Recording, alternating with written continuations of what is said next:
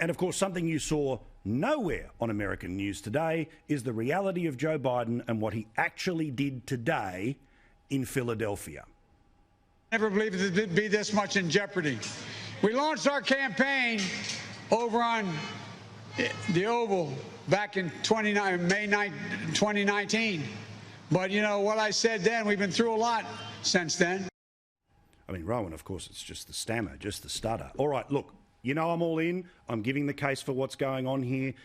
We'll have lots of guests that'll burst our bubble. The polls are where they are, but Rowan Dean from The Outsiders, congrats on a great show with yourself and the gang in the United States. Thanks, mate. The 2-1 margin. If that's true, Trump's going to get very close to winning it.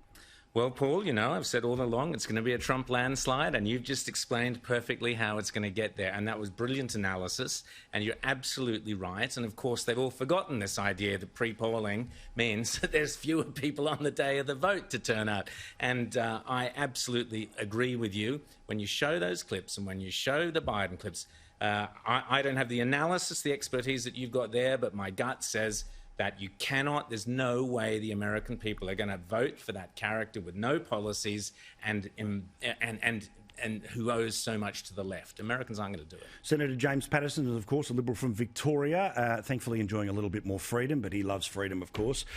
James, I've just ran through it, but the fundamental wisdom here is the 2-1 margin. Biden's not getting those margins. Why aren't we seeing this in the analysis?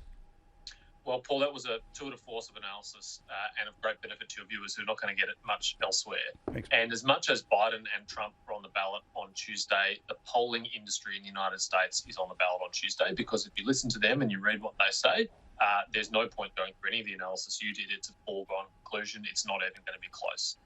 And their credibility will be totally shot if the result is anything other than a very strong win for Biden, because that is clearly what they're predicting. And if they haven't adjusted their models, if they haven't learnt their lessons from 2016, then I don't think anyone's ever going to pay for a poll again or read a poll again. So really, it's going to be a fascinating test for all the reasons that you've outlined about early voting. Trump has demonised early voting and discouraged people from early voting, and yet Republicans are coming out in their droves, as you say, in some of those key states and engaging in early voting. And there's predictions that Republicans will dominate on election day because in some states Democrats have preferred to early vote. It's going to be an absolute roller coaster on election night or on Wednesday during the day here for us in Australia, because the early results that we get, which will probably be mostly election day votes, are not necessarily going to correspond with the total that will come in much later from those mail-in ballots and those early votes.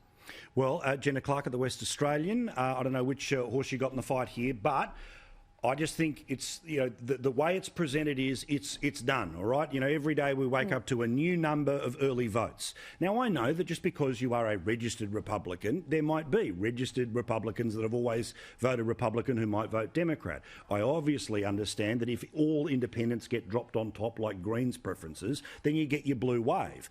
I'm just making the case of how it might happen again. I just think it's going to be fascinating to watch the pollsters fall into another heap like they did in 2016. I think James is absolutely right in terms of the fact that it doesn't look like the Democrats or the pollsters have learned anything from 2016. And the fact that Biden seems to be coasting into this, still fluffing his lines, whereas we see Trump, which Joe Hockey predicted he would really hit his strides these past couple of weeks. He's doing 12 rallies in 3 days, and I think he's really whipping up the base. They've done away with trying to appeal to swing voters, and they are going hard after the base. And I think Trump's going to be by a margin, and that's what I'm going against what people are telling me. Bipartisan think tanks in the US are saying that it's probably going to go a bit of a blue wave. The two states will probably go back to being blue. But I just feel it. I think that that shy Trump syndrome, I think it's very much real in 2020 despite COVID. Now, Richo, I will give you the victory lap about Queensland. We'll do it in the next break when we talk about Australia, OK? Do not worry. You will have your moment of glory. But what about what I've just laid out here? And I've tried to do it with numbers, not with gut. I'm just shattered as I sit here because Jenna has just disappointed me terribly. Oh, I mean, no! I hold her up on this pedestal. And what has she done? Just trashed me in a flash. I'm not saying I want it to happen, Richo. I'm just saying that this is what I believe to be true. No, I'm shattered. I don't know if I can get over this, but I'll try. I think the race has undoubtedly tightened, and it usually does. I don't think there's any surprise there. But I think everything says Biden's going to win, except the people on this panel. So I'm going to be with everybody else. And I think Biden will get up.